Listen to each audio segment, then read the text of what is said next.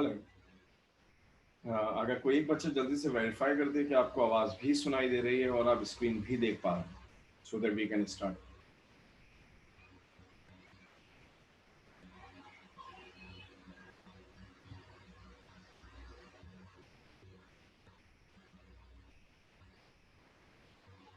क्या आप लोगों को मेरी आवाज सुनाई दे रही है?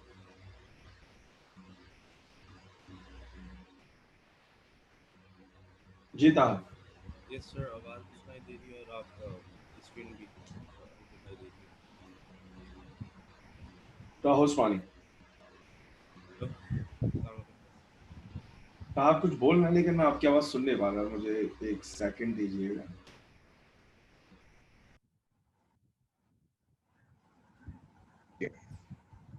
हेलो। हेलो। जी। जी सर, आपकी आवाज़ भी आ रही है और आपकी स्क्रीन भी शो हो रही है। स्क्रीन भी शो हो रही है। अच्छा, ये आज क्योंकि असल में मैं बच्चों का वेट करता रहा। अभी मेरे ख्याल से क्लास में शायद 6 ही बच्चे हैं, तो पिछली क्लास में कितने बच्चे थे, कुछ आइडिया? सर शायद 10 या 11। 10 या 11 थे। ठीक, जैसे जैसे वक्त गुजरता जा रहा है। एनीवेज, देखिए, लास्ट टाइम मुझे अभी जो है वो इलेक्ट्रिसिटी के चार न्यूमेरिकल कराने क्लास के बिल्कुल एंड में करा दूंगा। लास्ट टाइम हमने जो है वो मैग्नेटिज्म जो है वो स्टार्ट किया था। मैग्नेटिज्म के हवाले से हमने जो बात कर ली थी वो ये कि जो मैग्नेटिक फोर्स होती है वो मूविंग चार्ज के ऊपर होती है। एक बात ध्यान में रखिएगा, अगर आपके पास एक इलेक्ट्रॉन स्टेट ऑफ रेस्ट में है तो ये सिर्फ और सिर्फ जनरेट करेगा क्या? Electric field. अगर यही इलेक्ट्रॉन स्टेट ऑफ मोशन में आ जाए तो ये इलेक्ट्रिक तो प्रोड्यूस करेगा, ये इलेक्ट्रिक के साथ साथ क्या भी प्रोड्यूस करेगा? Magnetic fields. और अगर आपके पास, आप इसी इलेक्ट्रॉन की बात करें, यही इलेक्ट्रॉन अगर किसी कंडक्टर में मोशन में आ जाए तो ये सिर्फ और सिर्फ प्रोड्यूस करता है क्या? Magnetic field.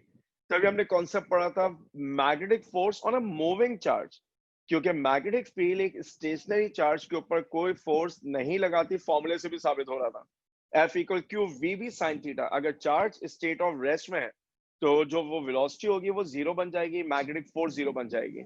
Magnetic field force exert किया करती है सिर्फ और सिर्फ किसके ऊपर? मूविंग चार्ज के ऊपर। ये वो बात थी जो हमने लास्ट टाइम डिस्कस की। फिर हमने कहा ये फोर्स आपके पास कब मैक्सिमम होगी? ये फोर्स आपके पास मैक्सिमम होगी जब चार्ज मूव कर रहा होगा परपेंडिकुलरली। अगर चार्ज जो है वो आपके पास मूव करेगा पैरेलल टू द फील्ड तो पैरेलल के केस में कोई फोर्स एक्सर्ट नहीं होगी। ये भी इक्वेशन से नजर आ रहा था क्योंकि साइन थीटा मौजूद था। हमें ये फैक्टर जो है वो याद होने चाहिए कि मैग्नेटिक फील्ड चार्ज पे फोर्स लगाती कब है। आज हम बात करेंगे magnetic force on a current carrying conductor. Magnetic force on a current carrying conductor. जो सबसे इंपॉर्टेंट बात फिलहाल हमारे लिए है कि ये magnetic force on a conductor नहीं है, ये magnetic force on a current carrying conductor है। और करंट कैरिंग कंडक्टर का क्या मतलब है कि अगर मैं एक मैग्नेटिक फील्ड लूं, लेट्स से मेरे पास एक मैग्नेटिक फील्ड है, ये नॉर्थ है, ये साउथ है। लाइन ऑफ फोर्स नॉर्थ से कहा जाती है? साउथ की तरफ। तो मैग्नेटिक फील्ड की डायरेक्शन जो है वो कुछ इस तरह बन जाएगी। This is direction of B. मैंने इसके रास्ते में एक कंडक्टर लाके रखा, या इस फील्ड में एक कंडक्टर रखा, कुछ इस तरह। ठीक। अच्छा, अब इस कंडक्टर के अंदर चार्जेस मूव करेंगे, इस कंडक्टर के अंदर चार्जेस मूव करेंगे। मैं फिलहाल मैं इलेक्ट्रॉन के रेफरेंस से बात कर रहा हूं, बस ये ध्यान में रखिएगा कि जब आप बात करते हैं करंट की तो that is always conventional current. मैं कुछ समझाना चाह रहा हूं इसलिए मैं इलेक्ट्रॉन के रेफरेंस से बात कर रहा हूं। अब ये कंडक्टर यहाँ रखा हुआ है, इस कंडक्टर का क्रॉस सेक्शनल एरिया कितना है? ए। इस कंडक्टर की लेंथ कितनी है? एल। अगर मैं इस कंडक्टर का वॉल्यूम निकालना चाहूं तो वो बन जाएगा ए इंटू एन। अब आप दो तरह के एन पढ़ा करते थे। एक होता हमारे पास एनटी। एनटी का मतलब होता है क्या? Total number of electrons. और एक होता है एन। एन का मतलब होता है क्या? Number of electrons per unit volume. तो आप क्या कहते थे? आप कहते थे एन का मतलब होगा एनटी ओवर वी, यानी एनटी किसके बराबर होगा? N V. वी का मतलब क्या होता है? A L. ठीक, मुझे टोटल नंबर ऑफ इलेक्ट्रॉन्स मिल जाएंगे। अच्छा, जहां तक सवाल होता है चार्ज का, तो टोटल चार्ज आप कैसे निकालते थे? Total number of electron multiply by charge of one electron. तो Q किसके बराबर हो जाएगा? NaLe। ये इक्वेशन अच्छी तरह याद कर लें, क्योंकि आप तो खैर सारे इकेट वाले हैं। मुझे कुछ जहन में पड़ता है कि किसी एक साल एनटीएस के पेपर में एक न्यूमेरिकल आया, जिस न्यूमेरिकल को सॉल्व करने के लिए हमें इसकी या इसके बाद वाली इक्वेशन की नीड थी। बाद वाले से क्या मुराद है? अगर मैं आपसे कहूं कि इसको करंट बना दें, तो आप कहेंगे सर करंट का मतलब होता है चार्ज ओवर टाइम, यानी ये क्या बनेगा? NaLe over T. हमें मालूम है कि अगर चार्ज मूव कर रहा है यहां से और यहां तक आ रहा है, तो जो डिस्टेंस वो ट्रेवल करेगा वो basically length of the conductor है। तो मैं यहाँ पर एल को लेंथ तो कहता हूं, लेकिन लेंथ के साथ साथ मैं इसे डिस्टेंस भी मान सकता हूं। अगर मैं इसको डिस्टेंस मान लूं, तो ये जो एन ओवर टी है, मैं इस एन ओवर टी को क्या लिख सकता हूं? वेलोसिटी या स्पीड। फॉर्मूला बन जाएगा NaVe। N is number of electrons per unit volume, A is cross sectional area, V is velocity, A is charge of one electron। ये दो इक्वेशंस हैं जो आपके जहन में रहे तो अच्छा है। इंटरमीडिएट रिजल्ट आपको याद होना चाहिए। अब वापस आ जाइए ओरिजिनल टॉपिक पे। हम बात कर रहे हैं उस फोर्स के जो magnetic field current carrying conductor पे लगाती है। दर हकीकत वो फोर्स कंडक्टर पे नहीं लगती, वो फोर्स उन चार्जेस पे लगती है जो कंडक्टर के अंदर मूव होते हैं। तो आपने इसकी डेरिवेशन शुरू यहीं से की थी कि F का मतलब होता है Q time V cross B। फिर आपने कहा ये जो V है ये L R cap cross B के बराबर होगा। फिर आप इसको जो है वो पूरा एंड तक सिंप्लीफाई करते हुए लाए, और आप किस नतीजे में पहुंचे थे? F equal I times L cross B, जिसका मतलब होता है क्या? F magnitude equal ILB sine theta. Force की direction once again right hand rule से निकलेगी। ये वही राइट हैंड रूल है जो आप वेक्टर में पढ़ा करते थे। और वो राइट हैंड रूल क्या था कि अगर मेरे पास ये वाला वेक्टर बी है और मेरे पास ये वाला वेक्टर आर कैप है, तो वही आप क्या करेंगे? आप राइट हैंड रूल अप्लाई करेंगे। आप अपने राइट हैंड को फर्स्ट वेक्टर पे रखेंगे, पाम सेकंड को फेस करें। क्योंकि यहां पर हम जितने केसेस पढ़ेंगे, वो सारे केसेस जो है वो most of the time perpendicular के होंगे, कि आपने कंडक्टर को फील्ड के परपेंडिकुलर रखा, जैसे कि यहाँ पर आपको नजर आ रहा है। आप क्लियरली देख सकते हैं कि ये एंगल कितना है? 90 डिग्री। जब कभी भी एंगल 90 हो, राइट हैंड रूल की सबसे आसान शक्ल ये वाली थी। ठीक है, जिसमें आप अपने राइट हैंड को जो है वो पाम को या हैंड को बिल्कुल स्ट्रेच करेंगे। अगर फिंगर्स का मतलब फील्ड है, तो इसका मतलब क्या बन जाएगी? Direction of current. याद रखिएगा, डायरेक्शन ऑफ लेंथ बोले या डायरेक्शन ऑफ करंट बोले, दोनों हमारे लिए जो है वो क्या है? सेम। क्यों? क्योंकि डायरेक्शन ऑफ करंट वही है जिस डायरेक्शन में इलेक्ट्रॉन ट्रेवल कर रहा है, और इलेक्ट्रॉन जो है वो लेंथ की डायरेक्शन में ट्रेवल कर रहा है। लेकिन इलेक्ट्रॉन मैंने वो समझाने के लिए इस्तेमाल कर लिया, लेकिन अब आप जब भी डायरेक्शन ऑफ करंट लेंगे, आप हमेशा कन्वेंशनल के एतबार से लेंगे।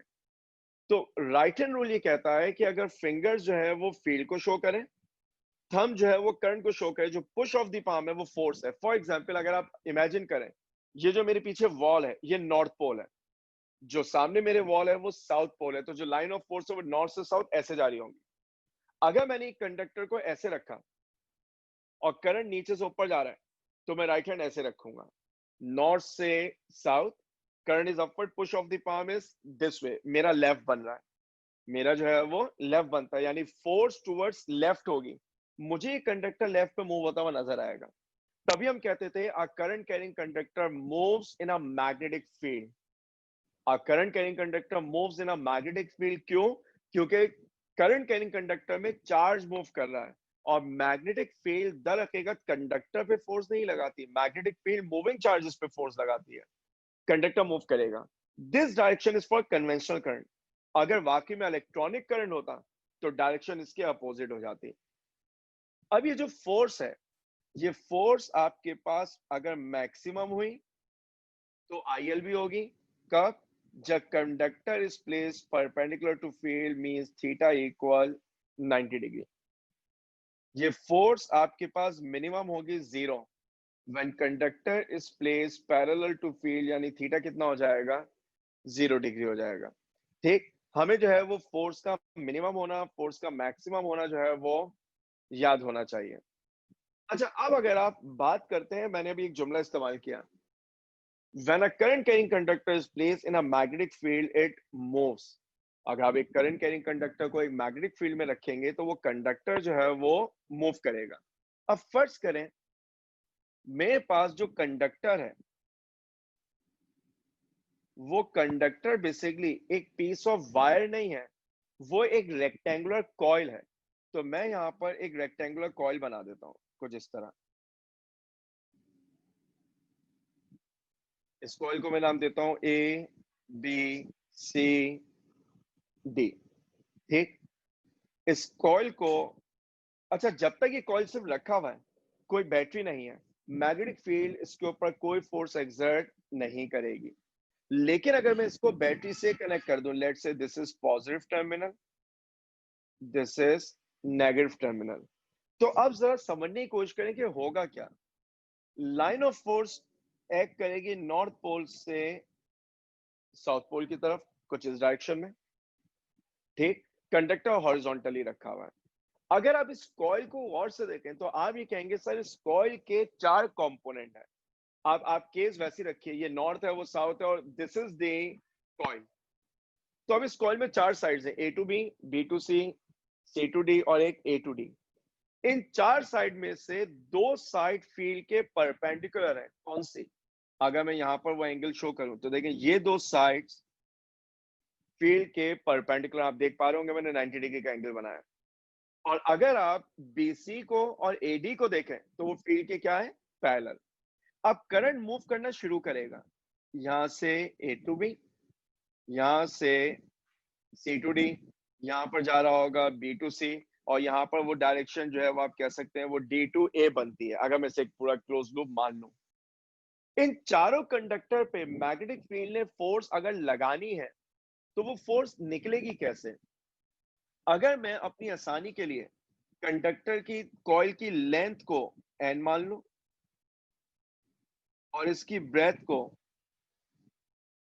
मैं B मान लूं,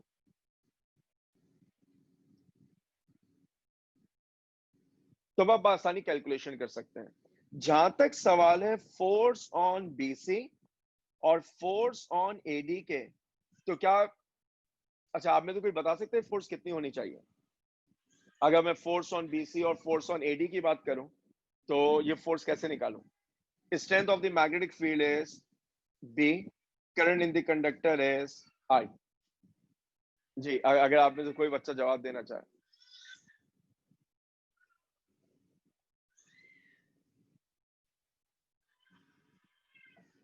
जी, अगर आप में से कोई बच्चा जो है वो जवाब देना चाहे कि फोर्स ऑन BC और फोर्स ऑन AD की अगर मैं वैल्यू निकालना चाहूं तो कितनी होनी चाहिए? मैं एक काम करता हूँ, किसी से खुद ही पूछ लेता हूँ। जी अनस, आपका क्या ख्याल है? और सर ये जो पहले जो भी निकाली थी ना ILB साइन थीटा, जी उसी से होगी, जी, वही होगी। वही होगी। Yes sir. ठीक, अच्छा देखिए इस फोर्स को मेरे हिसाब से क्या होना चाहिए, 0। क्यों 0 होना चाहिए, गौर से देखें। आप इस बात से एग्री करेंगे जो साइड BC है वो पैरेलल है साइड AD के, और ये पैरेलल है मैग्नेटिक फील्ड के। अगर ये फील्ड के पैरेलल है तो मेरे पास थीटा की वैल्यू क्या बन जाएगी, 0, और साइन 0 0 होता है। तो साइड BC पर और साइड AD पर कोई फोर्स नहीं लगेगी। हाँ अलबत्ता अगर आप फोर्स निकालना चाहेंगे साइड AB पर, वो बराबर होगी फोर्स ऑन साइड CD पर। और वो फोर्स कैसे निकलेगी, ILB से, क्योंकि करंट I है, लेंथ L है, फील्ड की स्ट्रेंथ B है। और अब आप देख भी पा रहे हैं कि जो साइड AB है वो परपेंडिकुलर है फील्ड के। सिमिलरली जो साइड CD है वो भी परपेंडिकुलर फील्ड के, यानी इन दोनों के लिए थीटा कितना होगा, 90 डिग्री। अगर थीटा 90 है तो फोर्स आपके पास ILB के बराबर बन जाएगी। ठीक, सिर्फ इन दोनों फोर्सेस में फर्क क्या होगा, इनकी डायरेक्शन का। देखें, अगर मैं इस केस को वैसे ही देखूं जैसे बना हुआ है पेपर के ऊपर, तो मुझे जो है वो राइट हैंड को ऐसे रखना चाहिए। देखें, अगर आप देख पा रहे हैं तो ये मेरा पेपर है जिसमें मैंने ड्राइंग की हुई है। मैं राइट हैंड को ऐसे रखूंगा, फील्ड नॉर्थ से साउथ है, ठीक है, करंट ए टू बी है, सो push of the palm is in downward direction. तो ए बी पे जो फोर्स लगेगी वो डाउनवर्ड डायरेक्शन में होगी, ठीक है। लेकिन जब बात होगी सीडी की, तो क्योंकि करंट की डायरेक्शन रिवर्स हो गई, तो वो राइट हैंड जो मैं पहले ऐसे रख रहा था पाम डाउन, अब वो पाम अप हो जाएगा। लिहाजा जब मैं सी से डी की फोर्स निकालूंगा तो वो फोर्स मेरे पास होनी चाहिए अपवर्ड डायरेक्शन में। इसका मतलब ये हुआ कि ये जो दोनों फोर्सेस हैं, ये दोनों फोर्सेस इक्वल इन मैग्नीट्यूड है, equal in magnitude but opposite in direction. इस कॉइल को मैंने इसके सेंटर पे एक एक्सेल के ऊपर जो है वो फिक्स किया हुआ है। जैसे एक्सेल को मैं नाम दे सकता हूं एक्स एक्स डैश का। अब आप सिर्फ इमेजिन करें कि ये अगर सरफेस होती और मैंने इसे इस एक्सेल पे फिक्स किया हुआ होता। अच्छा, मैं इसको ऐसे रख दूं तो आप ज्यादा बेहतर देखेंगे। इधर जो फोर्स लग रही है वो डाउनवर्ड है, इधर जो फोर्स लग रही है वो अपवर्ड है। यानी सूरत हाल ऐसी है कि यहाँ वाली फोर्स डाउन है नीचे की तरफ, यहाँ वाली अपवर्ड है, ये बीच पे एक्सेल पे। तो क्या होगा, ये अपनी जगह पे क्या करेगा, रोटेट करेगा। और कैसे रोटेट करेगा, काउंटर क्लॉकवाइज। इनफैक्ट ये अगर आप इसकी रोटेशन को जो है वो विजुअलाइज करने की कोशिश करें, तो ये जो रोटेशन आपके पास बन रही है, ये वाली साइड जो है वो नीचे जाएगी, ये वाली साइड जो है वो ऊपर जाएगी। ये रोटेशन बन जाएगी क्या, counter clockwise direction, anti clockwise direction. तो हम कहते क्या है, जिस तरह एक current carrying conductor magnetic field में मूव करता है, current carrying coil magnetic field में रोटेट करता है। फोर्स के टर्निंग इफेक्ट को हम नाम देते थे किसका, टॉर्क का। तो हम बात करना चाह रहे हैं किसकी, torque on a current carrying coil in a magnetic field. ठीक, जब आप इस कॉइल को सामने से देखेंगे, फ्रंट से देखने का मतलब है कि अभी आप ऐसे देख रहे हैं, आप इसे सामने से देखेंगे तो आपको सिर्फ साइड एडी नजर आएगी।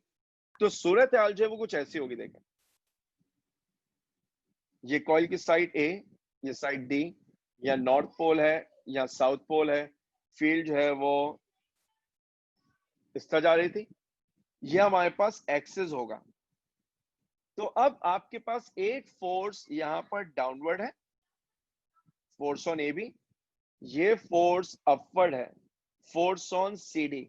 याद है, two forces which are equal in magnitude, opposite in direction and acting parallel to each other, they can not cancel each other. ऐसी फोर्सेस को क्या नाम देते थे? अगर आप में से कोई बच्चा जो है वो बता दे, वरना मैं किसी को भी जो है वो अनम्यूट करके उससे ये इत्मीनान कर लूंगा कि आप मेरी आवाज सुन पा रहे हैं। जी अली मोहम्मद, चले जुनेद बताना चाह रहे हैं। जी Junaid. Sir couple. Couple, two forces which are equal in magnitude, opposite in direction and acting parallel to each other, they cannot cancel each other। और ऐसी फोर्सेस को हम नाम दिया करते थे कपल का। तो मैं यहाँ पे मेंशन कर भी देता हूँ, ये फोर्सेस कपल कहलाएंगे। अगर मैं एक फोर्स का टॉर्क निकालना चाहूं, let's say torque of A B, तो टॉर्क कैसे निकालते थे, force into momentum when they are perpendicular to each other. Otherwise तो वो आपने फर्स्ट ईयर में डेफिनेशन याद की होगी, एफ आर साइन थीटा होता है। क्योंकि यहाँ पे परपेंडिकुलर है, थीटा 90 होगा, तो मैं डायरेक्टली एफ डी इस्तेमाल कर लूं। फोर्स की जगह आप लिखते थे आई एल बी। अलबत्ता जो मोमेंट आर्म है, वो मोमेंट आर्म जो है वो बेसिकली बी बाई टू के बराबर है। तो ये बनता था बी बाई टू। शायद आपको याद आए कि लेंथ इनटू ब्रेथ जो है वो एरिया होता था। तो आप इक्वेशन लिखते थे हाफ ऑफ आई बी ए। ये टॉर्क ऑफ ए बी भी है, और इसी को मैं टॉर्क ऑफ सी डी भी कह सकता हूं। इंपॉर्टेंट बात क्या है, दोनों टॉर्क की डायरेक्शन क्या होगी, सेम। अगर मैं टोटल टॉर्क निकालना चाहूं तो मुझे दोनों टॉर्क्स को डायरेक्टली ऐड कर देना चाहिए। ठीक, तो मेरे पास जो नेट रिजल्ट आता था वो क्या आ जाता था, IBA। ठीक है, IBA इसलिए लिख देते थे कि बच्चों को फॉर्मूला जो है वो ECAT वालों को तो बड़ी आसानी से याद हो जाता था। और अगर आप कहते थे कि हमने जो केस लिया उसमें एक सिंगल टर्न है, अगर 2 टर्न्स होंगे तो 2 IBA बन जाएगा, 3 टर्न्स होंगे तो 3 IBA बन जाएगा, अगर n टर्न्स होंगे तो उसूली तौर पे इसे NIBA लिखना चाहिए। लेकिन मैंने नोट ये किया कि अगर इसे ऐसे लिख दिया जाए तो बच्चों को ये भी याद रह जाता है, BINA। ये मैक्सिमम टॉर्क है। और ये मैक्सिमम टॉर्क कब है, गौर से देखिए, देखिए इस कॉइल के जुमले को गौर से सुनिएगा, क्योंकि ये जुमला दो तरीकों से कहा जाता है, दोनों एक दूसरे के बिल्कुल अपोजिट है, जवाब दोनों से सेम आएगा। इस केस में plane of the coil is parallel to the field. हम कॉइल के केस में दो तरह के एंगल्स का जिक्र करते हैं। अगर मेरे पास एक कॉइल है, लेट से ये, अगर मैं कॉइल जो है वो कामयाबी से बना दूं, लेट से ये मेरे पास कॉइल है, ठीक है, और ये जो रेड लाइन है, ये रेड लाइन मेरे लिए फील्ड है। अब आप इमेजिन करें कि अगर ये आपके पास फील्ड है तो ये इसके ऊपर क्या रखा हुआ है, कॉइल, दोनों एक दूसरे के बिल्कुल क्या है, पैरेलल। तो आप कहेंगे plane of the coil is parallel to the field. Plane के एंगल को हम नॉर्मली अल्फा से रिप्रेजेंट करते हैं। अल्फा का मतलब है क्या, angle between plane of coil and field. तो टॉर्क कब मैक्सिमम होगा, when plane of the coil is parallel to the field। when plane of the coil is parallel to the field, तो मैं यहां पे लिख भी देता हूं, torque will be maximum when plane is parallel to field। अच्छा, इसी जुमले का एक तरीका और भी है। आप बजाय इसके आप उस एंगल की बात करें जो प्लेन का एंगल है, आप एरिया की बात करें। अच्छा, एरिया हमेशा सरफेस के क्या होता है, परपेंडिकुलर। मैं आपसे कह रहा था कि फर्ज करें ये मेरे पास एक सरफेस है, ठीक, फील्ड, ये मेरे पास दूसरी सरफेस है, कॉइल। अच्छा, अब इनके प्लेन तो पैरेलल हो गए, लेकिन अगर आप बात करेंगे एरिया की, तो ये पहली सरफेस, ये मैंने कॉइल रखा, एरिया इसके परपेंडिकुलर बनेगा, तो एरिया जो है वो फील्ड के भी क्या बन जाएगा, परपेंडिकुलर। तो इसी जुमले को कहने का एक तरीका और भी है, वो क्या है, torque is maximum when area of coil is perpendicular to field. ये जो एरिया ऑफ कॉइल और फील्ड के दरमियान का एंगल है, इसको हम यूजुअली थीटा से रिप्रेजेंट करते हैं। थीटा का मतलब होता है क्या, angle between area of coil and field. शायद आपको याद आ रहा होगा, आपको, आपने इलेक्ट्रिक फ्लक्स के न्यूमेरिकल सॉल्व किए हैं या मैग्नेटिक फ्लक्स के न्यूमेरिकल सॉल्व किए हैं, तो वह नॉर्मली वो क्वेश्चन में कहते थे a circular disc is placed at an angle of 30 degree to the horizontal. वो 30 डिग्री प्लेन का एंगल होता था, आप एरिया से एंगल निकालने के लिए उसे 90 में से माइनस किया करते थे। ठीक है, तो इस फर्क को ध्यान में रखें। तो यहाँ पर अल्फा जो है, इस पर्टिकुलर केस में मैं लिख भी देता हूं, अल्फा की वैल्यू 0 है। और अगर मैं एरिया की बात करूंगा तो एरिया ऐसे बनेगा, ये एरिया है, तो इसका एंगल फील्ड के साथ कितना बन जाएगा, 90 डिग्री। तो थीटा की वैल्यू कितनी होगी, 90 होगी। अच्छा, फिर हम ये कहते थे कि जब ये कॉइल रोटेट करेगा, तो for example anti clockwise rotate कर रहा है, कॉइल ने पोजीशन जो है वो कुछ ऐसी है, कॉइल कर ली। क्योंकि अब डेरिवेशन का आना मेरा मकसद नहीं है, मैं सिर्फ जो की पॉइंट्स है ना वो डिस्कस करना चाह रहा हूँ किसी इस डेरिवेशन के। जब कॉइल रोटेट करेगा तो let's say this is side A, this is side B, this is axis. कहते हैं कि जब ये कॉइल रोटेट करेगा तो जो मैग्नेटिक फोर्स होगी उसकी कॉन्फ़िगरेशन में, उसकी इक्वेशन में कोई फर्क नहीं पड़ना। वो पहले भी ILB थी, वो अभी भी ILB रहेगी, वो पहले, ठीक है। लेकिन फर्क किस पे पड़ेगा, मोमेंट आर्म पे। क्यों, अब आपके पास जो कॉइल है उसका प्लेन कितना एंगल बना रहा है, अल्फा। तो जो मोमेंट आर्म होगा वो मोमेंट आर्म होता है perpendicular distance. Let's say this is the direction of force. अच्छा, मैंने 20, इस पॉइंट को मैं D कर दूं तो ये हमारी ओरिजिनल डायग्राम से जो है ना वो मैच कर जाएगा। ये डी है। मैंने यहाँ पे फोर्स जो है वो अपवर्ड ऐसे बनाई हुई थी, तो मैंने वही डायरेक्शन ले लिया। अब जो मोमेंट आर्म होगा, देखिए मोमेंट आर्म का मतलब होता है perpendicular distance between line of action of force and axis of rotation. और मैंने तो बड़ा सीधा सा उसूल याद किया हुआ है, अगर फोर्स वर्टिकल होती है तो मोमेंट आर्म हॉरिजॉन्टल होता है, अगर फोर्स हॉरिजॉन्टल होती है तो मोमेंट आर्म वर्टिकल होता है। अब यहाँ पर फोर्स वर्टिकल है तो मोमेंट आर्म कैसा होगा, हॉरिजॉन्टल। ये वाला जो पोर्शन है ये होना चाहिए b/2। तो ये जो इसका x कंपोनेंट है ये कैसे निकलेगा, b/2 cos अल्फा। यही वजह है कि जब प्लेन ऑफ द कॉइल कोई एंगल बनाता है तो टॉर्क का फॉर्मूला बीना नहीं होता, बल्कि वो क्या बन जाता है, बीना cos अल्फा। ठीक है, वो जो फॉर्मूला है वो फॉर्मूला आपके पास क्या बन जाएगा, बीना cos अल्फा बन जाएगा। ये टॉर्क की जनरलाइज इक्वेशन है। अब आप यहां से वो सारी बातें वेरीफाई कर सकते हैं जो मैं थोड़ी देर पहले बता रहा था। अल्फा का मतलब है angle of plane of the coil with the field. अगर प्लेन का एंगल 0 है तो cos 0 1 होता है, बिना इक्वेशन आ जाएगी जो ऑलरेडी आपके पास थी। अगर plane of the coil perpendicular बन गया तो थीटा अल्फा 90 हो जाएगा, टॉर्क क्या बन जाएगा, 0 बन जाएगा। इस बात को बस अच्छी तरह जहन नशीन कर लीजिए कि आपने टॉर्क कैलकुलेट कैसे करना है। अगर आप टॉर्क निकाल रहे हैं अल्फा से, एंगल ऑफ प्लेन से, यानी अल्फा यहां पर angle of plane of the coil है, अगर किसी क्वेश्चन में वो एरिया का एंगल दे दें तो मुझ पर लाजिम होगा मैं प्लेन का एंगल निकालूं और फिर ये फॉर्मूला अप्लाई करूं। ठीक, अच्छा, ये जो इक्वेशन थी torque acting on a current carrying coil, इसी को बुनियाद बनाकर आपने वो सारे टॉपिक पढ़े, आपने गैल्वानोमीटर, एमीटर, वोल्टमीटर पढ़ा, जो कि मैं अभी आज तो नहीं, खैर अगली क्लास में हम बिल्कुल डिस्कस करेंगे। अगर यहां तक की बात जो है वो क्लियर है, इनफैक्ट अगर यहां तक की बात में किसी के जहन में कोई कंफ्यूजन है तो अब आप जो है वो बिल्कुल क्वेश्चन कर सकते हैं। अदरवाइज मुझे एक छोटी सी बात मैग्नेटिज्म के हवाले से फिलहाल और बतानी है। चलें, अगर अगर किसी के जहन में कोई कंफ्यूजन नहीं, अच्छा पहली बात ये कि सैटरडे को आपकी कोई क्लास होती है? अगर कोई एक बच्चा जो है वो मुझे, जी सर होती है। हाँ किसकी? ये आपका देखो एक मैथ्स की होती है 2 से 3:30। 2 से 3:30। 3:30। ठीक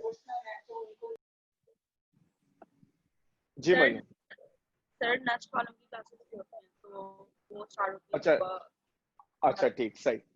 तो फिर हम एक काम करेंगे, मुझे जो एक एक्स्ट्रा सेशन लेना है तो फिर वो मैं ट्यूसडे को ही रखूंगा, क्योंकि ट्यूसडे को आपकी कोई क्लास नहीं होती। टाइमिंग जो है वो सेम रहेंगी। मैंने इस ट्यूसडे जो है वो 10 to 11:30 क्लास दी थी, तो हम इस ट्यूसडे को भी अब जो कमिंग ट्यूसडे होगा उस पे सेम ही टाइमिंग रखेंगे, 10 to 11:30 की, क्योंकि मुझे एक सेशन जो है वो आपकी अदर देन नॉर्मल क्लासेस लेना है, तो वो मैं ट्यूसडे को लूंगा। ठीक, 12 हमने बात कर ली टॉर्क की। बस आज की क्लास के लिए मैग्नेटिज्म के हवाले से एक आखिरी बात, पे मुझे इलेक्ट्रिसिटी के वो जो मैंने 4 न्यूमेरिकल का आपसे कहा हुआ था वो मैं जल्दी से रिव्यू कर दूंगा। देखिए, अब हमें बात करनी है radius of a moving charge in a magnetic field की, जिसके हवाले से कुछ हिंट मैंने आपको लास्ट टाइम दी थी। पहली बात तो ये,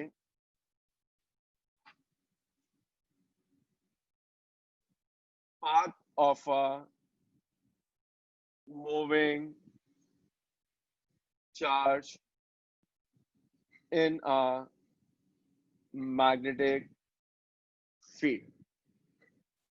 देखिए, अब जरा फर्क समझिएगा, ये एक फील्ड है, मुझे उम्मीद है कि आपको इन क्रॉस का मतलब मालूम याद है कि इन क्रॉस का मतलब हुआ करता था इनटू दी बोर्ड।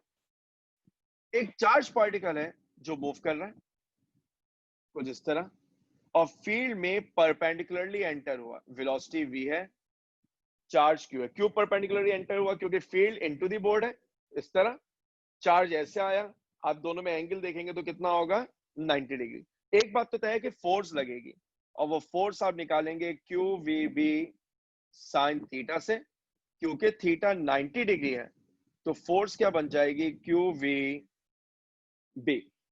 अब इस फोर्स की डायरेक्शन कैसे निकालें, तो आपने कहा राइट हैंड रूल अप्लाई करते हैं। अच्छा, क्योंकि मेरी सरफेस जो है वो हॉरिजॉन्टली रखी हुई है, फील्ड इनटू दी बोर्ड है, चार्ज राइट जा रहा है, तो मैं राइट हैंड ऐसे रखूंगा, तो फोर्स की डायरेक्शन अपवर्ड बननी चाहिए। तो ये फोर्स डेविएट होगा और कुछ इस तरह जाएगा। यानी हम ही कहते हैं कि एक मूविंग चार्ज मैग्नेटिक फील्ड में डेविएट हो जाया करता है। एक मूविंग चार्ज मैग्नेटिक फील्ड में डेविएट होता है। अब इस जुमले का एक मतलब अच्छी तरह समझ लीजिए। Magnetic force can deviate a moving charge but it cannot increase the speed or decrease the speed। जो आपके पास मैग्नेटिक फील्ड है ना वो चार्ज को एक्सेलरेट करेगी ना डीसेलरेट करेगी, it will only change the direction of magnetic field. यही वजह है कि एक बड़ा घिसा पिटा सा एमसीक्यू है कि a moving charge enters a magnetic field, which of the following cannot be changed? Velocity, option A, option B momentum, option C kinetic energy, option D all of the above will be changed। मेरा question क्या था? A charged particle enters a magnetic field perpendicularly. Which of the following cannot be changed? Velocity, momentum, kinetic energy, or all of the above will be changed? तो इसका सही जवाब क्या होना चाहिए? Kinetic energy. क्यों? मैंने क्या कहा था? Which cannot be changed? Velocity vector है, मोमेंटम वेक्टर है। जब चार्ज पार्टिकल मैग्नेटिक फील्ड में एंटर होगा वो डेविएट हो जाएगा। डेविएट होने का मतलब है डायरेक्शन चेंज हो गई। डायरेक्शन चेंज होने का मतलब है वेलोसिटी भी चेंज हुई, मोमेंटम भी चेंज हुआ। काइनेटिक एनर्जी स्केलर क्वांटिटी है, उसमें डायरेक्शन का कोई अमल दखल नहीं है, लिहाजा मैग्नीट्यूड क्या रहेगा? सेम। अगर मैग्नीट्यूड सेम रहेगा तो काइनेटिक एनर्जी भी क्या रहेगी? सेम। तो याद रखिएगा, मैग्नेटिक फील्ड एक मूविंग चार्ज पार्टिकल की वेलोसिटी चेंज करेगी, मोमेंटम चेंज करेगी, इन टर्म्स ऑफ मैग्नीट्यूड नहीं, in terms of direction only. यही वजह है कि मैग्नेटिक फील्ड काइनेटिक एनर्जी को चेंज नहीं कर पाएगी। अच्छा, अब अगर इस मैग्नेटिक फील्ड को मैं हाईलाइट कर दूं और अगली दफा मैं यही सब कुछ लिखूं सिर्फ एक फर्क के साथ, और वो फर्क क्या है? वो फर्क यह है कि इस दफा जो मैग्नेटिक फील्ड है वो आपके पास एक्सटेंडेड मैग्नेटिक फील्ड है। मैंने एक्सटेंडेड की वजह लास्ट टाइम की थी कि एक्सटेंडेड मैग्नेटिक फील्ड से मुराद कोई बहुत बड़ी फील्ड नहीं है। एक्सटेंडेड फील्ड उस फील्ड को कहते हैं जिसमें एक चार्ज अगर एंटर हो जाए तो वो उस फील्ड से बाहर ना निकल पाए। तो उस फील्ड में क्या होगा? आपके पास ये field into the board, charge enter हुआ परपेंडिकुलरली। देखिए, मैं बार बार खासतौर पर ये जुमला इस्तेमाल कर रहा हूं कि charge is entering perpendicularly. Theta कितना होगा? 90। फोर्स अभी भी किससे निकलेगी? क्यू वी बी से। Equation number 1। चार्ज पॉजिटिव है, ऊपर की तरफ बैंड होगा। नतीजा ये निकलेगा कि ये ऊपर की तरफ बैंड होने में एक क्या बना लेगा? Circular path. जब ये एंटर होगा तो ये क्या बना लेगा? एक सर्कुलर पाथ बना लेगा। एक चार्ज पार्टिकल जब एक एक्सटेंडेड मैग्नेटिक फील्ड में एंटर होता है तो वो आपके पास सर्कुलर पाथ बनाता है। अगर आप उस सर्कुलर पाथ का रेडियस निकालना चाहें तो कैसे निकालें? क्योंकि मैग्नेटिक फोर्स बिहेव कर रही है लाइक सेंटीपीटल फोर्स। जहां मैंने कहा सेंटीपीटल, अब दोबारा आपको याद आएगा, सर्कुलर मोशन में आप ये उसूल सीख चुके कि सेंटीपीटल फोर्स में जो वेलोसिटी होती है वो कांस्टेंट है, क्योंकि सेंटीपीटल फोर्स का काम सिर्फ डायरेक्शन को क्या करना है? चेंज करना है। अगर आप इन दोनों को इक्वेट करें तो ये फॉर्मूला बन जाएगा Q V B equal M V square over R. V से square cancel, R is equal to M V over Q B. हमने क्या सीखा? अगर एक चार्ज पार्टिकल एक मैग्नेटिक फील्ड में परपेंडिकुलरली एंटर हो तो वो कैसा पाथ बनाता है? सर्कुलर पाथ बनाता है, और उसका रेडियस निकाला जाता है एमवी ओवर क्यू वी।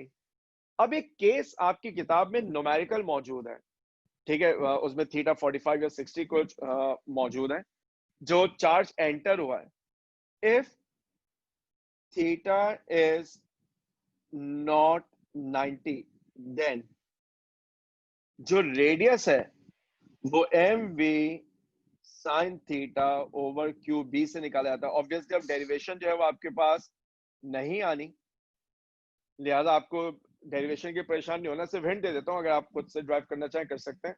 आप मोमेंटम का वो कंपोनेंट लेंगे जो फील्ड पे परपेंडिकुलर बन रहा होगा, क्योंकि सर्कुलर मोशन के लिए मुझे सेंटीपीटल फोर्स चाहिए और उसके लिए वो परपेंडिकुलर वाली कंडीशन जो है वो जरूरी है। तो R equal M V sine theta over Q B.